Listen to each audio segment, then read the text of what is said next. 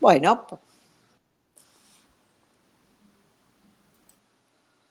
¿quién más?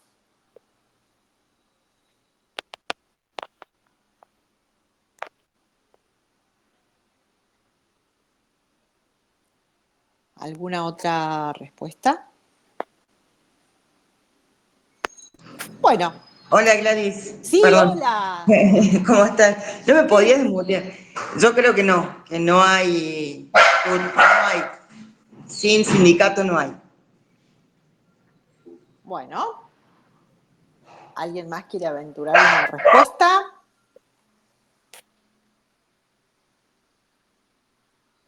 Un poquito estamos hablando acá. ¿Cuál es y para quién es esta tutela? Bueno, acá lo estamos diciendo.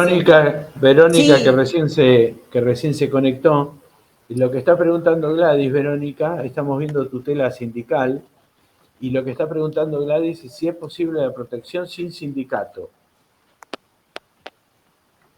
¿Y qué creemos? En eso estamos. bueno, Bueno, sigamos.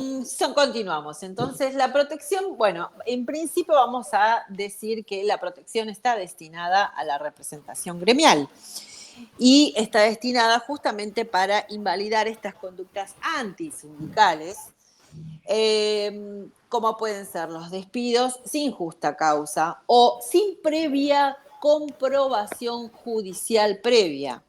Hablamos de despidos como última ratio, ¿no? Pero también involucra sanciones, cambios de horarios, destinos del trabajador, etcétera.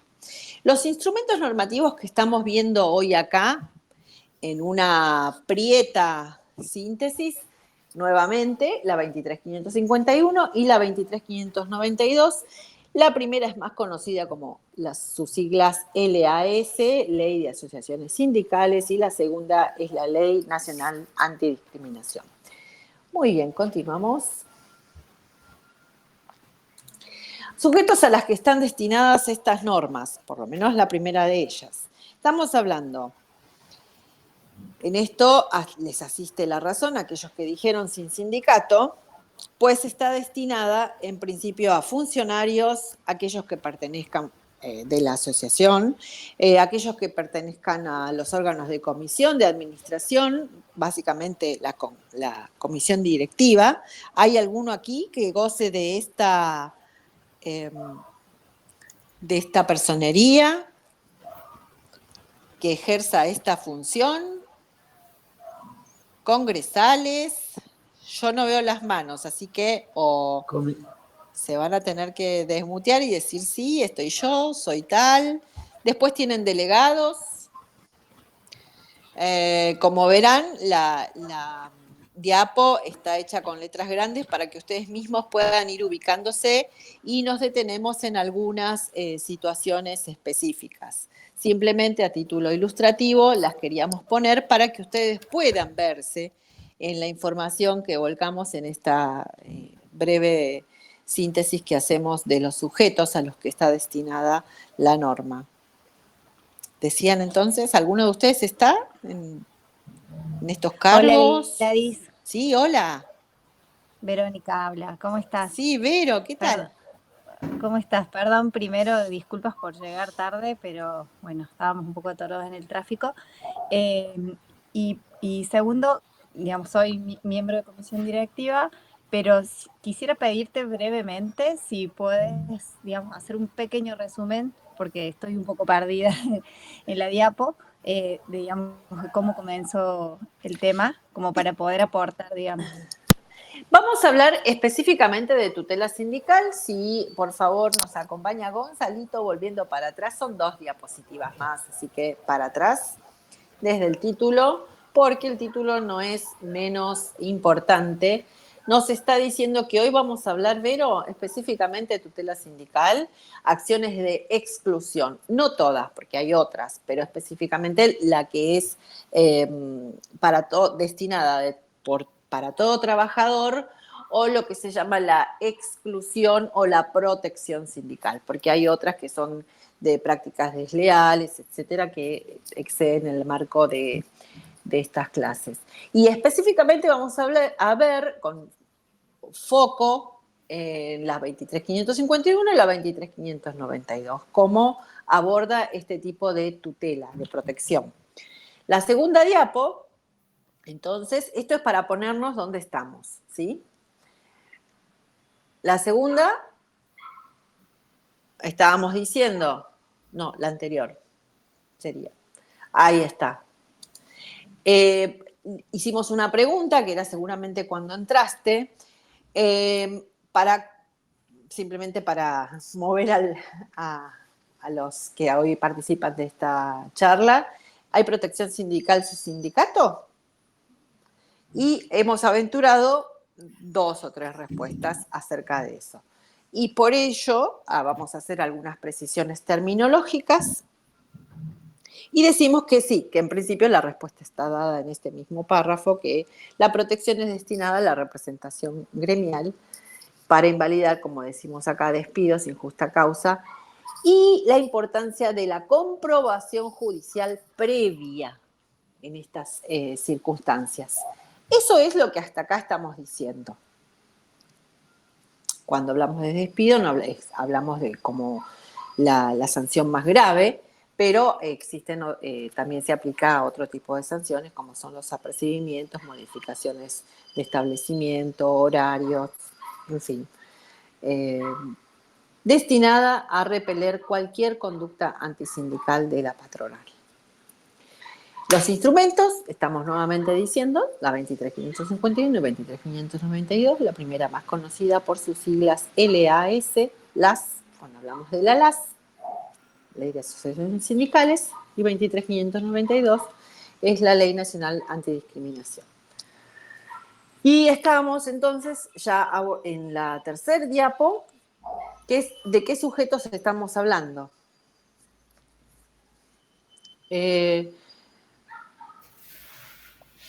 Me están diciendo, tengo vista general. O sea, ¿puedo pasar yo la diapo? No, lo que está pasando es que Matías no lo ve. El resto ve la diapositiva, ¿verdad? Sí. Claro, por eso. Entonces, yo también la estoy viendo. Matías debe tener, estoy tratando de guiarlo. Vos seguís con la clase que yo estoy tratando de guiarlo para que pueda, según la visión que tiene. De su teléfono, claro. Exacto. Sí, sí. Bueno, Vero, entonces hasta acá era ponernos de qué vamos a hablar, en la temática. Y abordamos enseguida porque la idea es hacer una recorrida normativa de una muy prieta síntesis, pero necesitamos específicamente este contenido para la clase del día de hoy. Por eso hacemos primero la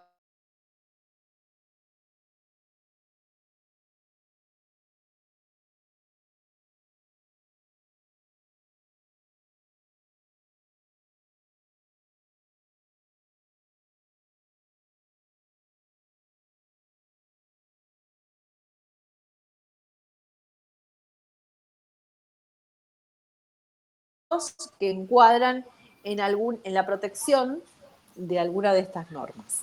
Específicamente la LAS, los primeros tipos de sujetos. Yo les pregunté quiénes de ustedes tenían alguno de estos cargos, para que se vieran ustedes mismos reflejados aquí. ¿Alguien más ostenta estos cargos que quiera comentar? ¿Desde cuándo? ¿Cuándo vence el mandato? O si tuvo alguna acción. ¿Alguno, además de ser representante, es delegado o congresal o integrante de comisión directiva de los que están? Bueno, la mayoría son representantes entonces. Muy bien. Específicamente, entonces, en la ley antidiscriminación tenemos para los activistas, porque aquellos que no tienen la personería, que no están afiliados a alguna entidad con personería gremial, tenemos en este caso la protección que no está en la LAS, por eso ahí usamos esa abreviación, y la protección ingresa por la 23.592. Continuamos. La siguiente diapo, por favor. Entonces se llama acciones. ¿Qué acciones tenemos para excluir esta tutela? Bueno, no se puede excluir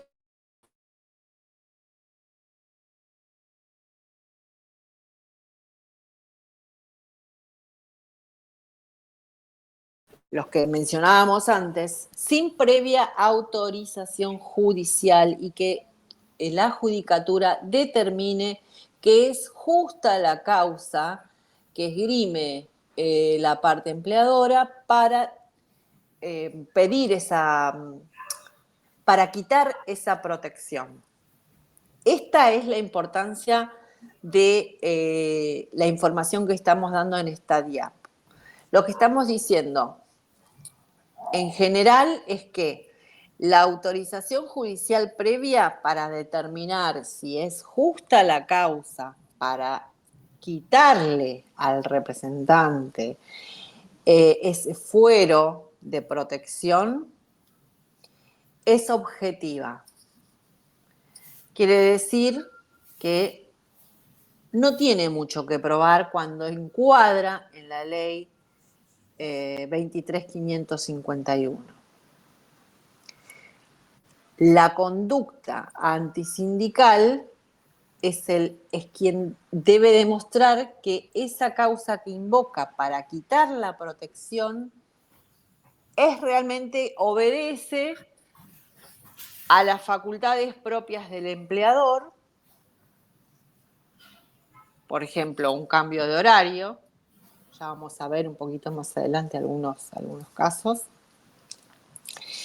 Esta presunción que da la protección del amparo sindical para la tutela no admite prueba en contrario, porque si yo pruebo que si yo acredito la personería que invoco, en principio, cuando salen los cartelitos, me voy a quitar los carteles, porque si no, leo, parece como... Sí, vos acá que yo me ocupo del chat, para que vos puedas seguir. Listo. No more chat.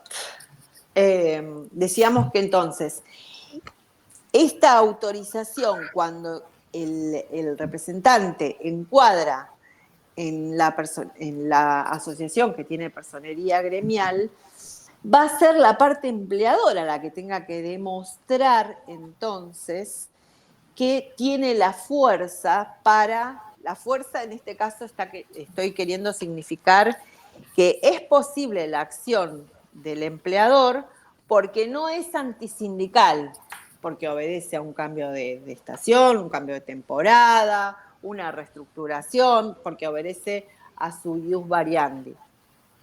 ¿Sí? Continuamos, por favor.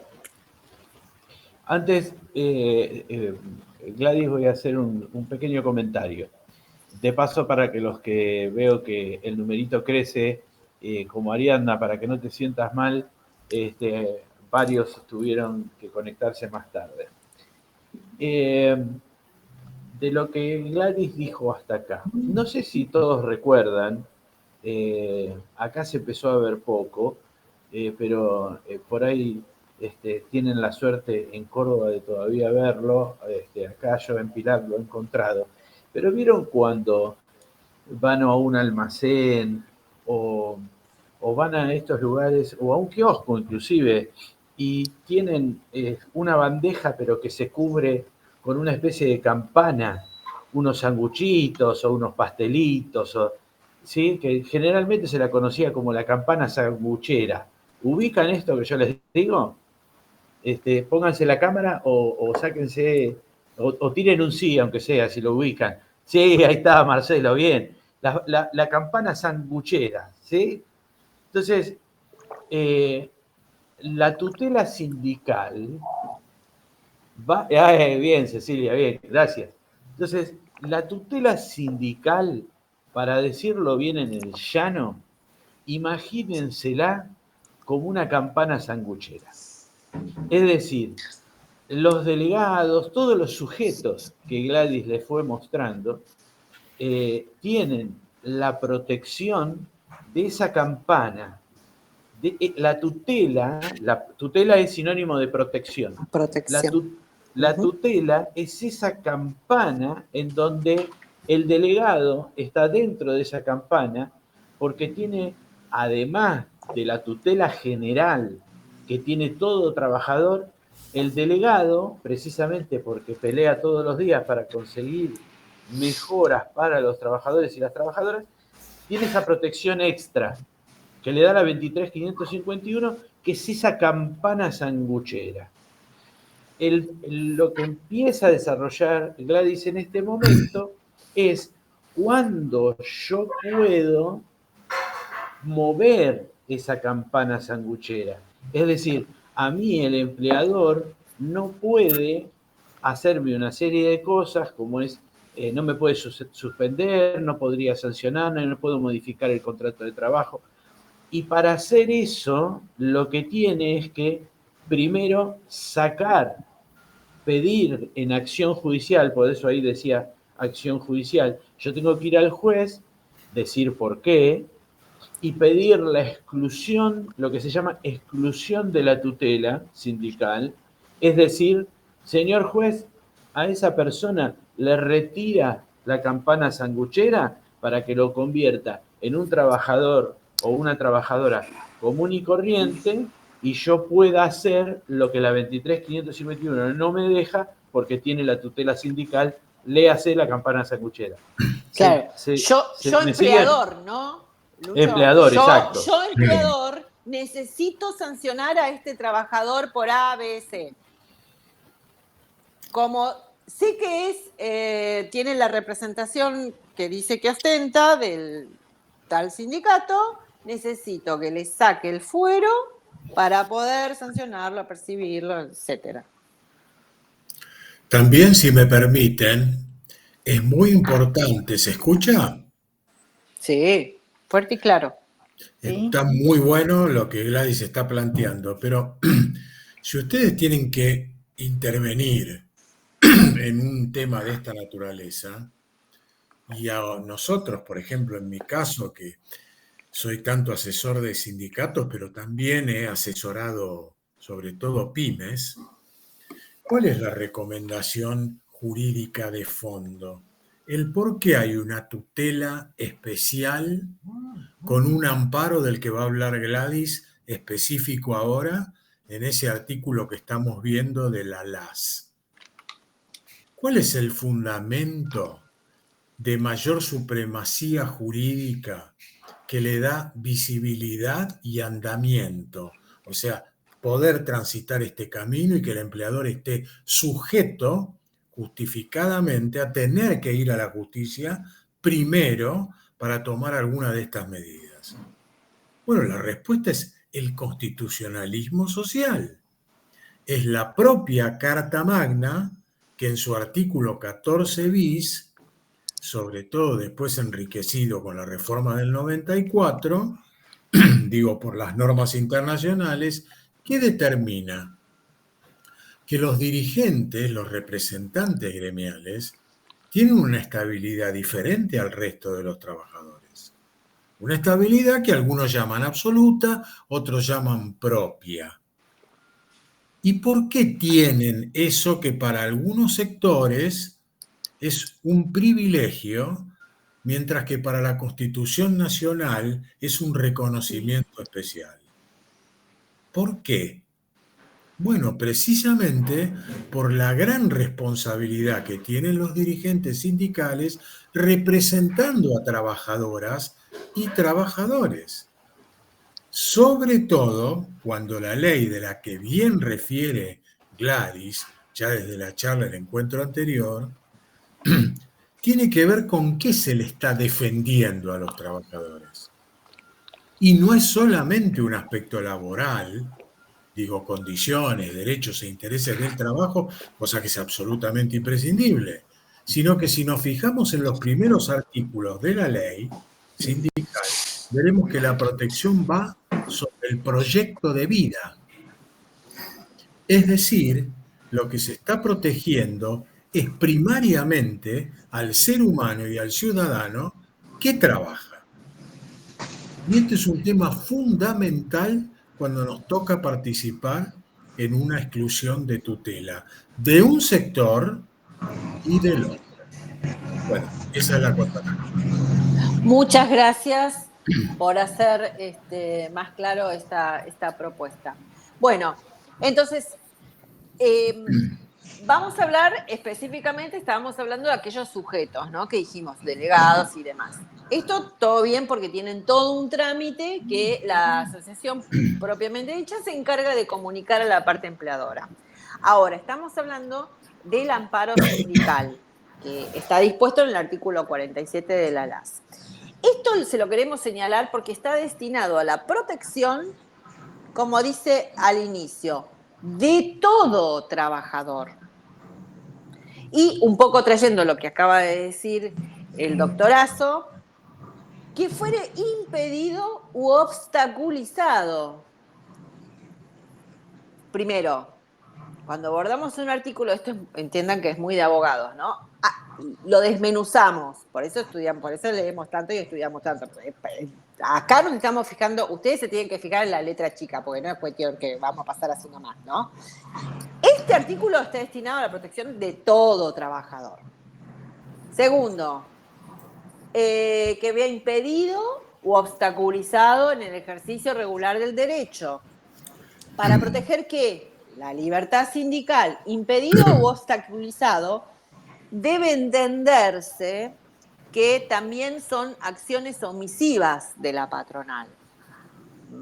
O sea, no siempre es usted no hable o usted lo remuevo, sino que cuando hay alguna acción omisiva, por ejemplo, imaginemos que no dispone del lugar para que exista la votación, o no dispone de un lugar donde pueda estar quien hace un requerimiento. Yo tengo un ruido de fondo, no sé si soy Sí, yo. ojo que se escucha, sí, como tráfico. Sí.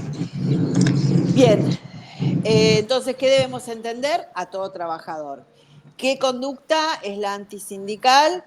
Bueno, tanto acciones como omisiones. Esto es lo que debemos interpretar por impedido o obstaculizado. ¿Qué debe estar haciendo? Ejercicio regular de su derecho. No puedo estar simplemente haciendo, digamos, alguna maniobra tipo ilícita cuando no entra en la defensa de un interés, ¿no?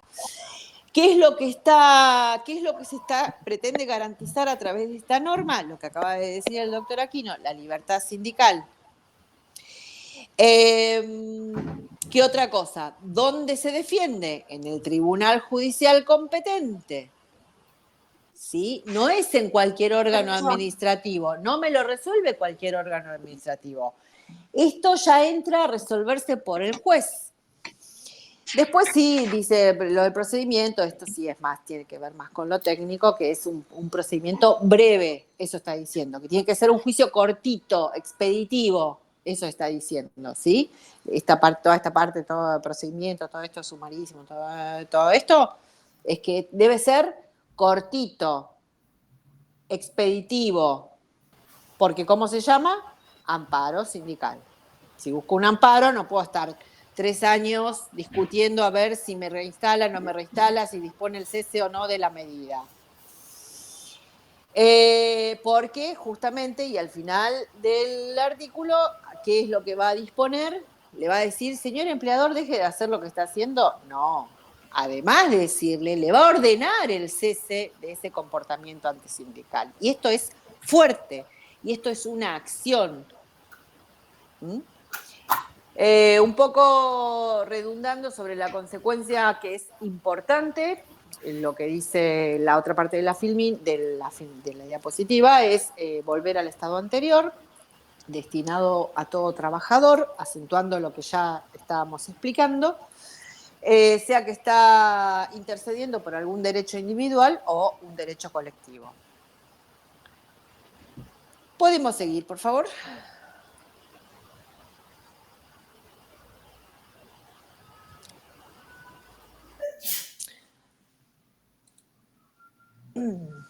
Espera que ahora soy yo la que no está. Bueno, y ahora sí, a diferencia del anterior, como vamos a distinguir, en la acción anterior es el amparo de todo trabajador, dijimos. En cambio, no sé si alguno quiere aventurar alguna respuesta, ¿cuál sería ya la diferencia que está escrita en la norma? Acá está citada, las comillas son del articulado mismo. Hay una diferencia notable y que tiene que ver con el inicio de cómo está redactado el texto. La colega, hay una participante de esta reunión que es estudiante de abogacía, ¿no?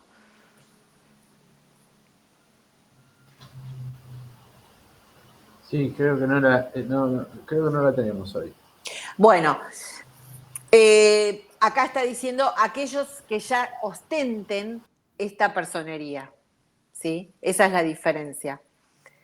Está diciendo los trabajadores que ya ocupen ese cargo, que ya, o sea, ya aquellos que pueden acreditar que han pasado por el comicio, que han sido votados, que cumplen con la antigüedad, todos los requisitos que deban tener, ¿sí? Esa sería la diferencia del encuadre de este artículo en adelante junto con otros modos de protección. La diferencia también está en,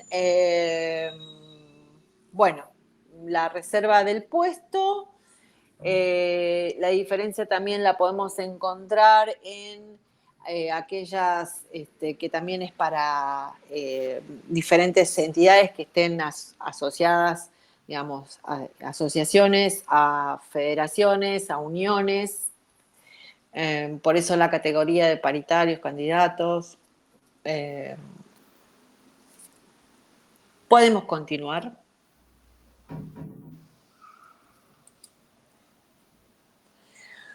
Bueno, un poco ya estábamos tratando de poner la semillita, acentuando esto. ¿Quién va a decir que es justa esa causa que invoca la patronal diciendo quiero que le saquen este fuero o esta conducta no es antisindical?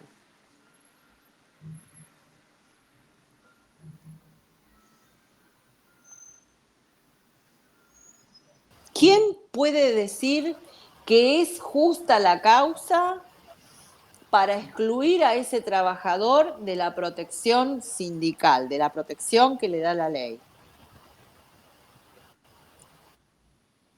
Sí, como estábamos diciendo, tiene que ver con que la revisión es únicamente de la judicatura. Solamente el juez competente puede decir si es... Sí, exactamente, Eder. Sí. No cualquier órgano administrativo, digo cualquier por decir,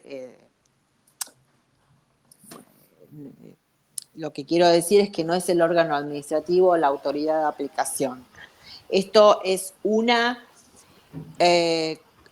debate que tiene que ver con el derecho y la protección, por ello es exclusivamente de la judicatura determinar en su sentencia, que dijimos que es rápida porque es un amparo, que tramita por un juicio sumarísimo, que no por ello no debe entenderse, que muchas veces tiene medidas cautelares, que la sentencia debe ser cumplida porque convoca al cese, no le dice así, bueno, usted si quiere le doy 10 días, no.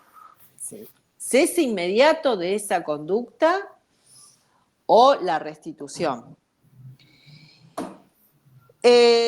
Un poco también ya lo veníamos diciendo, que no es solamente contra el despido arbitrario, sino que tiene que ver con medidas antisindicales, debe entenderse despido, suspensión, modificación, que impidan u obstaculicen el ejercicio de los derechos de la libertad sindical.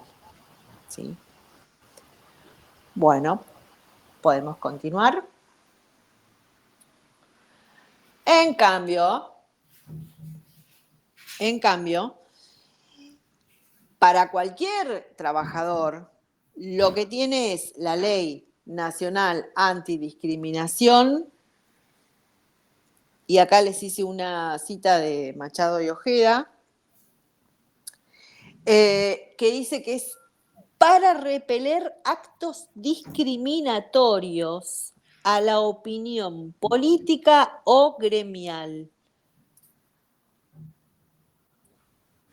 Disculpen, me entró un llamado y puede ser que se haya tildado. Bueno, un poco decíamos que también las omisiones están involucradas aquí. No solamente que tiene que haber una conducta discriminatoria hacia la opinión política o gremial que tenga la persona trabajadora, sino de las omisiones patronales. Y también encontrábamos una cita que nos pareció como muy ilustrativa de Ackerman, que lo llama así, como que esta parte de la norma, usar esta ley de actos discriminatorios sobre la opinión política o gremial que tenga la persona trabajadora, es como que requiere un poco más de probanza de parte del trabajador, requiere probar que esa actitud antisindical se debe a una discriminación que practica la parte empleadora. Lo que dice es, requiere más probanza, es el reverso de la ley 23.551. Si yo encuadro en la 23.551, esta sería, no tengo nada que probar, porque ya tengo los fueros, ¿sí? Es objetivo. En cambio, si no los tengo, podría entrar por esta norma para proteger mi opinión política o gremial. Y lo que dice, me gustó lo que dice Ackerman, que dice, es el reverso de la 23.551. Seguimos.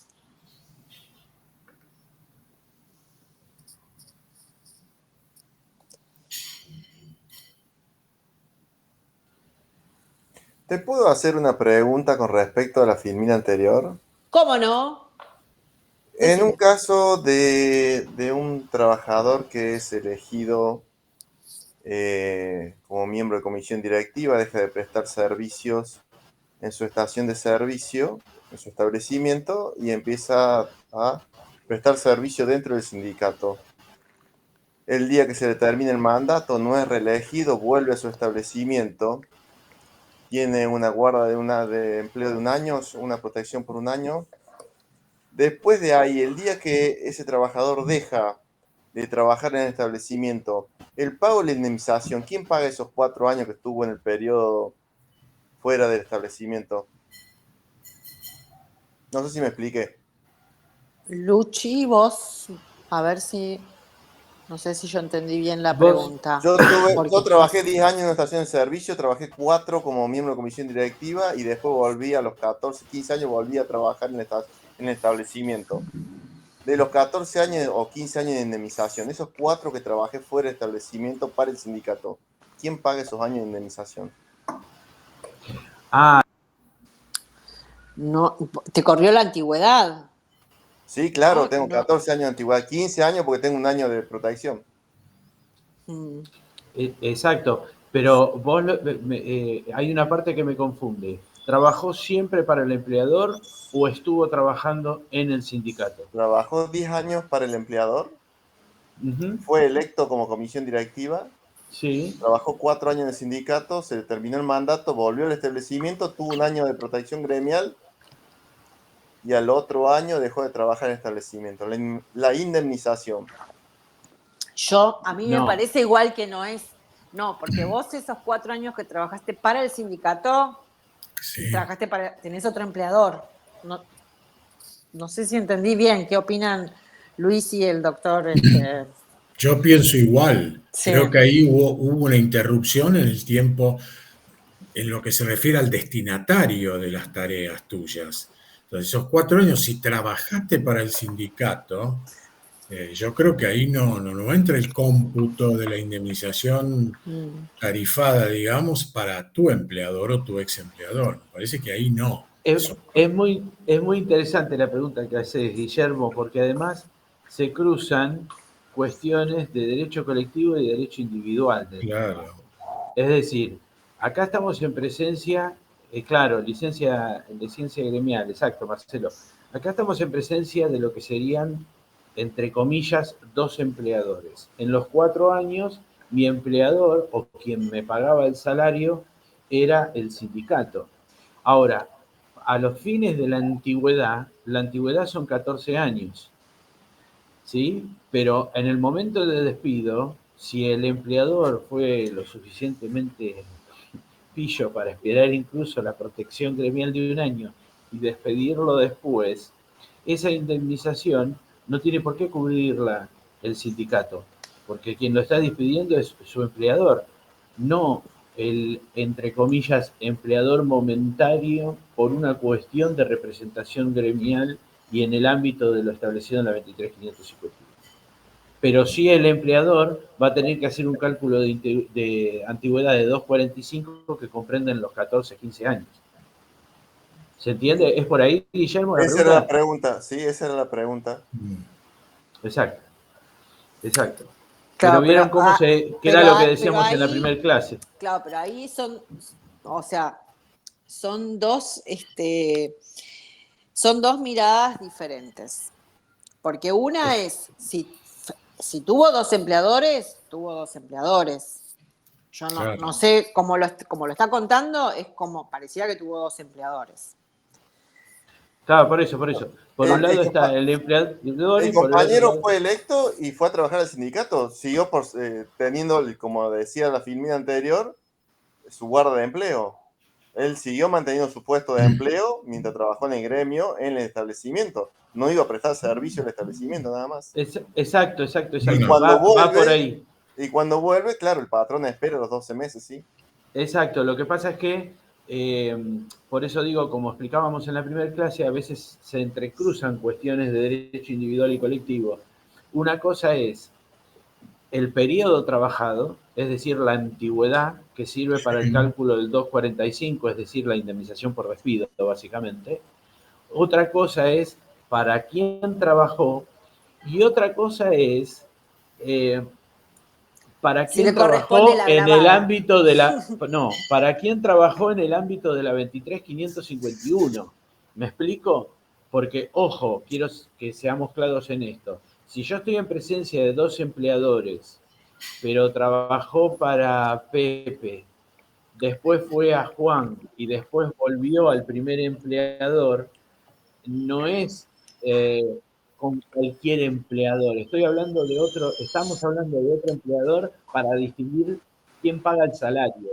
Pero una cosa es en el ámbito de la 23.551 con un gremio, en ese periodo de gestión de 4 años, y otra cosa es si fuera otro particular, eso quiero decir.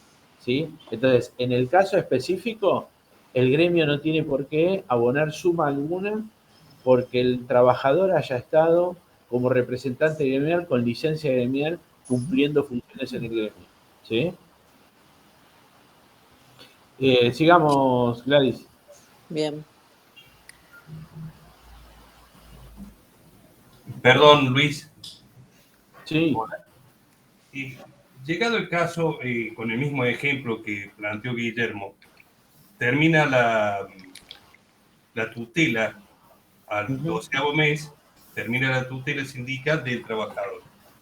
Y el empleador pasa 30 días, 60 días, lo despide. Ya no tiene la campanita. El fuero, claro. Pero ¿se puede iniciar acción como antisindical?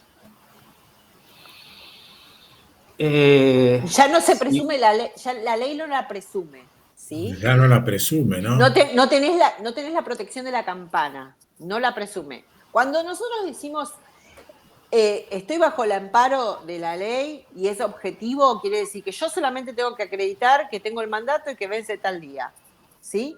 Ya con eso Dios me hizo y me eché a dormir, si se entiende.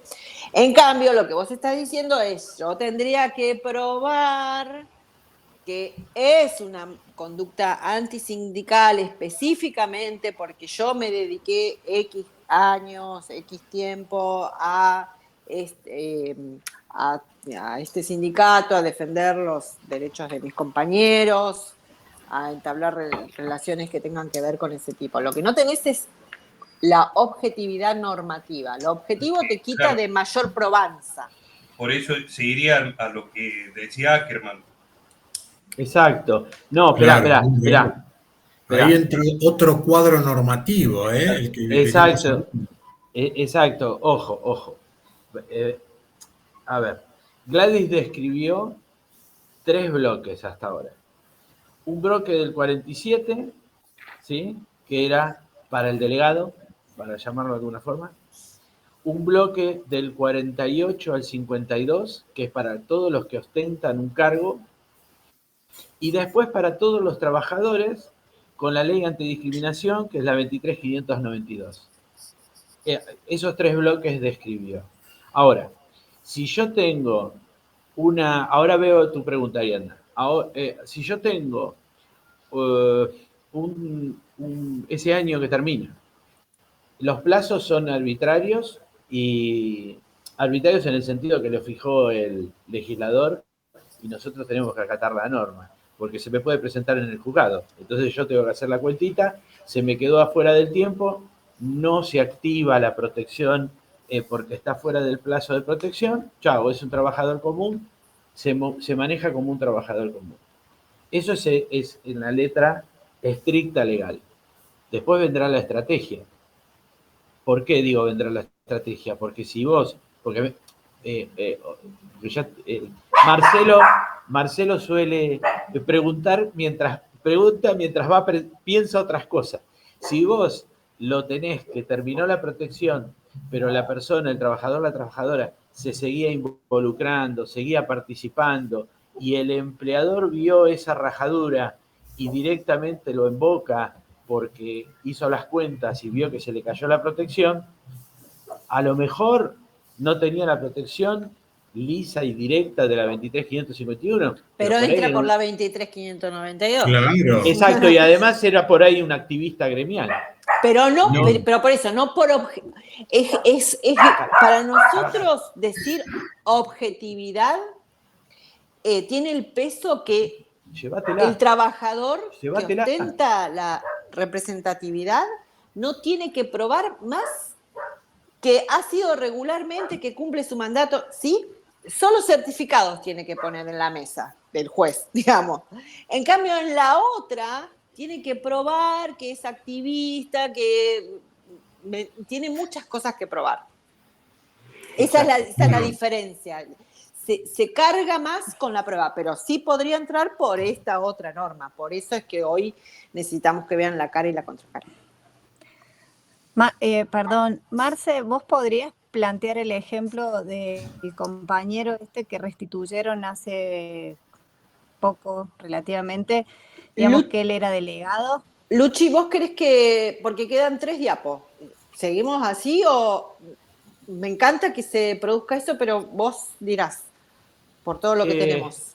Mirá, si podés, hacer una cosa, acelerá las 3, Verónica, retené lo que estabas para que Marcelo diga, acelerá las 3 que quedan porque ya estamos en 20:30 y así empezamos el ping-pong y el tema de casos.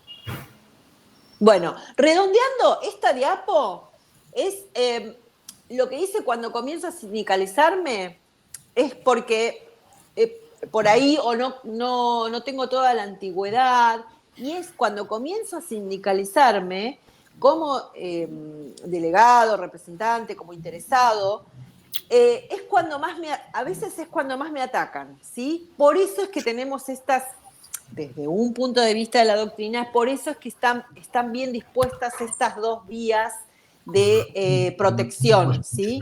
Porque a lo mejor cuando en mis inicios es donde más me pueden atacar. Bueno, por eso el título, que quiere decir como sugerente, ¿no? La consecuencia entonces es grave, la decide el juez, como estamos diciendo, no es una sanción moral, simplemente no le dice, usted pare de hacer esto. Y la diferencia con la ley, con la LAS, es que si entro por la vía de la 23.552, tengo, 592, tengo, la LAS me paga todo el mandato y un año más, ¿sí? En cambio, esta me paga, además de hacer cesar la conducta que se presume que se reputa antisindical, reparar el daño moral y material. Las reparaciones son diferentes, digamos, reparación quiere decir el pago, ¿sí? De una indemnización. Bueno, acá simplemente estábamos diciendo en este fallo de la sala sexta, que bueno, lo traemos porque es de Capunfilas, qué sé yo. Que es bajo desempeño, decir que tal trabajador es bajo desempeño y si no lo aprobás, también es medio blandengue lo que diga el empleador, ¿no? También un poco ya lo fuimos diciendo, por eso me estoy apurando, Luchi, es que todas estas medidas, tanto de un cuerpo normativo como del otro, que se complementan, sí, deben leerse como restricciones al poder disciplinario, porque me puede sancionar el empleador, digan todos, sí, puede sancionar si me porté mal, si tengo una conducta. Ahora, para hacer eso, tiene que quitarme los fueros, primero. Entonces, por eso es que sí, son restricciones al poder disciplinario. Además, que todo trabajador tiene el derecho a impugnar la sanción, ¿no? Bueno, como dijimos varias veces, no solamente tienen que ser despidos o sanciones graves, sino también, por más que me aperciba, también puedo interponer estas acciones para repelerlas. Lo que puedo pedir siempre es la reinstalación, el pago de los salarios caídos, o lo que decíamos era ponernos en situación de despido, invocando esa conducta antisindical, por eso el empleador me debería la indemnización agravada. ¿Son restricciones al poder de dirección? Y sí, usted con este trabajador que ostenta esta categoría de representante, delegado, defensor, colectivo, individual, y sí, tenga cuidado cuando lo cambia de lugar, de horario. Pusimos esto porque es bastante común el cambio del establecimiento o el horario, porque, no sé, me imagino, si lo ponen en un horario donde hay solamente guardias y probablemente su convocatoria sea muy baja, ¿sí? Bueno, mayores conductas antisindicales. En los inicios, esto es lo que decíamos antes, es donde más fuerza me debe dar la justicia, porque es donde más me pueden atacar.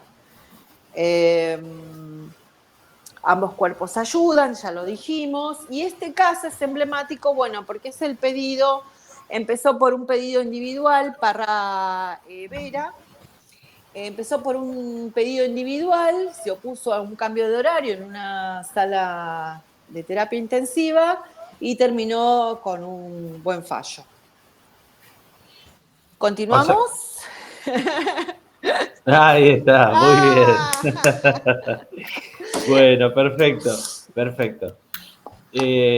Tengan en cuenta, porque fuimos súper rápido, pero tengan en cuenta, yo le pasé a Agustín los dos PDF, los PPT que compartió acá Gladys, como para que tengan el detalle, sobre todo porque problemas técnicos hicieron que la clase anterior, por cuestiones de que corte, justo cuando lo estábamos grabando se cortó internet, bueno, no pudimos grabar la clase anterior, pero por lo menos tienen el trabajo y el resumen hecho en los PPT, así lo pueden repasar, ver y profundizar. Bueno, Vayamos a esa pregunta que estaba dando vueltas, porque yo en los últimos 10 minutitos quiero hacerles un comentario sobre el trabajo práctico y demás, como para que se vayan tranquilo a hacerlo y sea un ejercicio que a ustedes les sirva, como todo este curso, que está pensado para que les sirva a ustedes realmente. No es, esto no es como una escuelita en donde lo que queremos es lo administrativo de un examen para poder... No. Acá el trabajo práctico en sí es un ejercicio. Así que sí, Verónica, ¿vos estabas proponiendo algo o se lo proponías a Marcelo? No sé si Marcelo ya sabe para dónde ibas. Sí, no, era para que si Marcelo podía comentar, ya que está en la parte gremial, justamente esto, ¿no? Es como un ejercicio práctico de todo esto que estuvimos viendo y bueno, y tuvimos esa experiencia que él la debe tener mucho más presente que yo. Marcelo, si me permitís, ¿No? Sí, Guillermo. Vos tuvimos también, por supuesto. un delegado en una empresa llamada Servio Oeste, un patrón que se llama apellida Giaveno. No sé si el título de patrón le queda justo. Nosotros siempre decimos que así como los trabajadores le hacen todos los exámenes clínicos, médicos, psicológicos, psiquiátricos para ir a trabajar a una empresa, a los empresarios creo que habría que hacerle el doble de estudios para ver si son capaces de tener familias en esas empresas, ¿no? Son responsables de la familia del trabajador. Pero bueno, es uno de los patrones que nos trae bastantes complicaciones. Es un empleador que no deja afiliarse a los trabajadores al sindicato. Y cuando algunos se animan, nombramos delegado al compañero Ever. Y bueno, primero tomó carta en el asunto el empleador, intentando suspenderlo. Después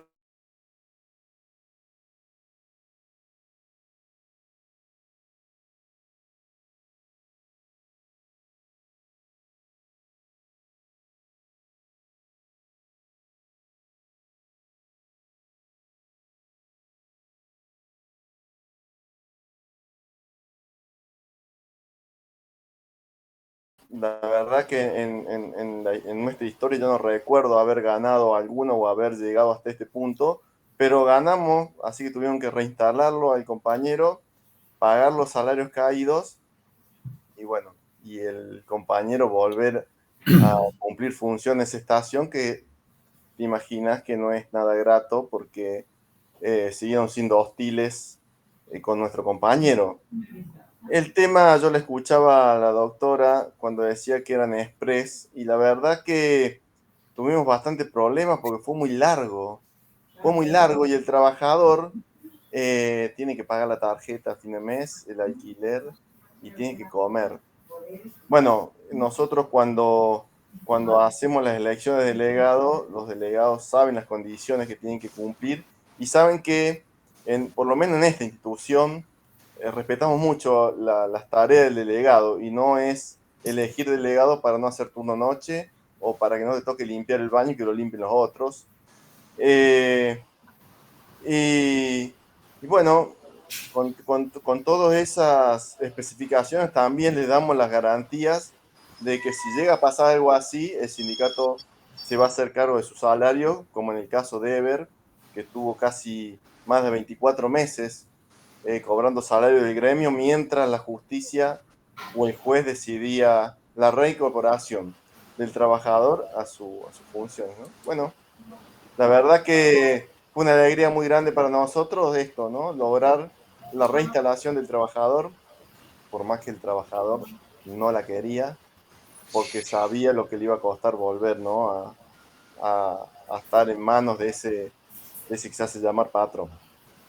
Pero bueno, esa es la historia que Verónica quería que contáramos, pero ganamos una querella para una reinstalación de un trabajador, un delegado. Gracias, Verónica, Muy Guillermo. bien. Antes de... Si Guillermo, si a vos te parece, también lo tenemos a Eder presente. Si vos estás de acuerdo, me gustaría si él puede compartir un poquitito desde su experiencia. ¿Te parece, Guillermo? Sí, claro que sí. Bueno, Porque es pero más, me después pare- vas a tener que decir por qué, No, porque perdón. eso es Yo para voy la a... judicatura. Sí, Perdón. sí. Hay que Yo cumplir después, el 498. yo Luis, después voy a explicar. Sí. no es el mismo Eder. No, no es el Perdón, compañero Eder. perdón. Son Bien, dos pensé que compañeros era... diferentes, sí. Ok, Eder, ok. el Ok. Eder que nosotros decimos es con H y el compañero acá eh, eh, Bueno, te estaba no es haciendo el cargo. mismo. Sí, sí son nombres parecidos, pero no.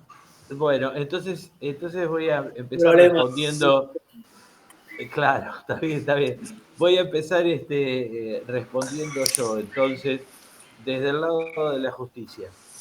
Lo que ustedes vivieron, lo viven muchos trabajadores. Y no solo lo viven muchos trabajadores en el ámbito del derecho colectivo, sino también lo viven en el ámbito del derecho individual. El despido arbitrario es un hecho traumático, por eso es un acto ilícito y por eso requiere indemnización. Un accidente en el trabajo es un hecho más que traumático, porque yo he tenido, y estoy hablando porque siempre suele ocurrir en estas cuestiones que empiezan a hablar de el mal llamado industria del juicio. Cuestión eh, que hay malos abogados puede haber, malos jueces hay, malos judiciales también hay, pero también hay muchos buenos. Los juicios no serían tantos si se ocuparan de la parte preventiva, si se ocuparan de las inspecciones, el Estado, estoy hablando, cuando los tiene que hacer. Y mucho más también es traumático, no solo por un despido, no solo por perder una mano en una máquina en el trabajo o cualquier accidente que se tenga, sino también los compañeros que están día a día luchando y sobre todo cuando toca estos empleadores en un estado casi psicopatológico, en donde es algo para pensar lo que vos decís, Guillermo, en el campo de la responsabilidad social empresaria, y creo que es algo que el Congreso nos está debiendo, trabajar en una ley de responsabilidad social empresaria para tratar un montón de cosas, y entre ellas está que se podría tranquilamente instar a los análisis psicológicos porque están tratando con personas, no solo con maquinaria en la empresa. Y la justicia no está dando respuesta, o no está dando la respuesta que debería.